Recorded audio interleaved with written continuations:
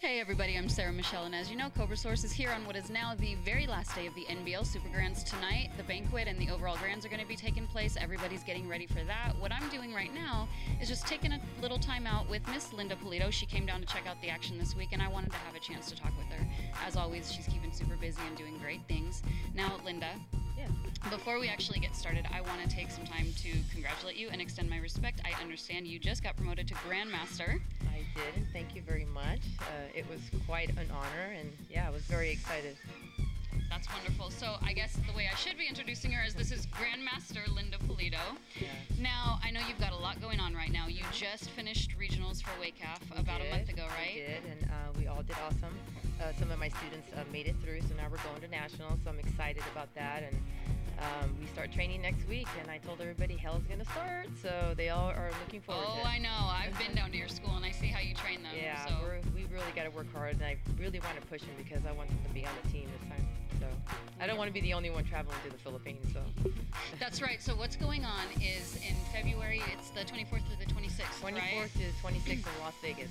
Nationals for WACAF are taking place in Las Vegas. Linda will be there, and when she wins, I know you will, in July you go to the Philippines for the World. July, or they're saying June, so I'm not real clear about exactly what date it is, but it's, somewhere around there. Hopefully it's around my birthday. That would be nice. And I am already qualified on the team, so I just have to qualify for team. Oh, okay. Yeah.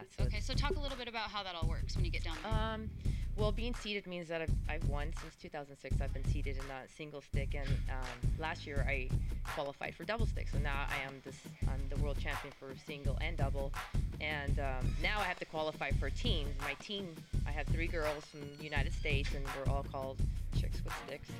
And I'm excited about that, so hopefully we're all able to go to the Philippines. I'm getting a little news from one of my girls who said who may not have the funds to go, so hopefully we'll help her out with that because she's a big asset to the team. She's our little speed bunny. So, but yeah, I mean, I'm already seeded, so I really don't need to compete in the nationals. I just have to compete in team, but my students have to compete in everything, and if they make it through, if they win first or second, then they're on the team because they already made it to regionals. So that's going to be a tough one because there's a lot of really good competitors coming from all over the place to Las Vegas, and I know them all.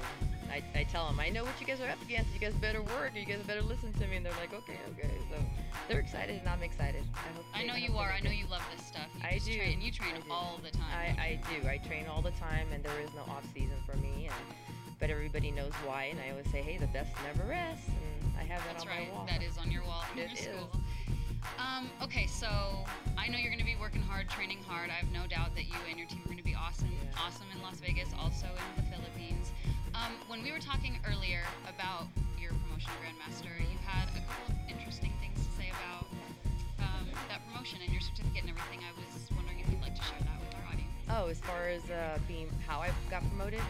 You know, it's been a lot of years that I've actually been promoted, and this was quite an honor to me, being promoted by such a high demand of black belts who promoted me to Grandmaster, and the head people who promoted me had been following me throughout my whole career, and this has been 28 years of martial arts that they've, kind of said, well, what are we going to do? Are we going to have our tests? And what kind of tests are they going to make me do that they haven't been watching me do my whole life? Make me spar? Okay. Make me punch? Okay. Make me, what are they going to look at? I mean, I've been competing. I got 13 world championships. I have a successful school. I've been teaching, never stopped, and they pretty much said this, she pretty much deserves it. Right. So I was very honored that they offered me this and gave me a certificate, but I had a big group of Super Grand Masters who signed my certificate.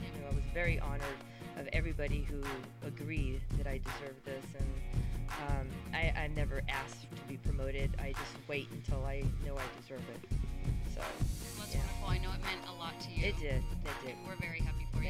Thank you so much. So is there anything else you want to share about what's going on with you? Any news about your school? Actually, yeah, I'm very excited about new things that are happening at Pulido's Pro Fitness and Champions Martial Arts.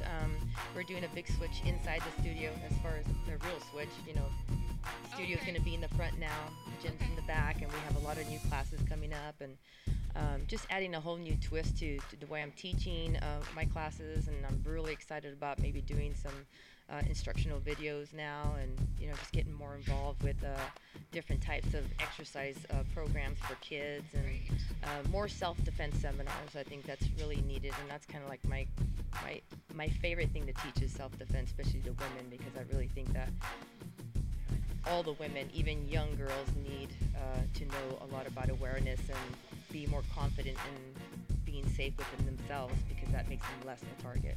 Right. So, and I really want to push the eskrima with the women, because I think that's a way to have a woman be very powerful with sticks. They don't have to be black belts, for years and years and feel powerful. You take a eskrima and you teach them how to defend themselves, and they feel powerful with inside. And I have a real quick story, real fast. I have a student who started doing eskrima. I mean, she's like in her 40s, and I remember she came in and I saw her kind of walking not real straight, and she came to me and said, I want to come to you because I need to learn how to defend myself, because they tell me I'm going to be in a wheelchair. So I said, okay, I think what you need to do is eskrima, because you don't really need your legs. So she started doing eskrima. I started teaching her. She had a lot of surgeries in her feet. She's had, I forget what she has, but her bones keep growing. And so I taught her how to do eskrima, and she actually made it through regionals, and she's going to nationals. Wow. Yeah, Wow, so that's a really cool story. And that is a really cool it story. is. And I told her, I go, you remember the day when you told me you were going to be in a wheelchair? And she almost started crying. And I said, I'm very proud of you. I hope you make it through, and I hope you make it through to the World Championship. And she's now fighting, and she's doing Taekwondo now, and she wants to become a black belt, and I told her she can. I mean, That's one of the things I really appreciate about you, because you teach all different kinds of people. Oh, when yeah. I came to visit your school, I saw an 85-year-old woman Yeah. who trains. Yes. I saw a gentleman in a wheelchair who trains. So no matter what's going on across the board, you have something that you can teach anybody. Like I said, if you can come through the front door, there's something you can do. That's wonderful. And everybody needs inspiration in something. It doesn't matter if you're using your arms, your legs, or doing whatever you can, but everybody can learn something and feel good about themselves. That's right. So, yeah. All right. Well, Linda, thank you so much for taking time out to talk with me. It's a pleasure as always. Yeah, it's a pleasure being here. And how did you like, by the way, the show last night? It's very exciting. There's a lot of talent here. There's nothing like coming to watch something like this and getting inspired and remotivated, especially right before competitions and stuff. But boy, there's a lot of talent here. Isn't there? A lot. I've been so impressed all week long. There are You've some done good. powerhouses here. Oh, thank you. I should say Thank you've you. done a great job, because I've watched you interview a lot of people.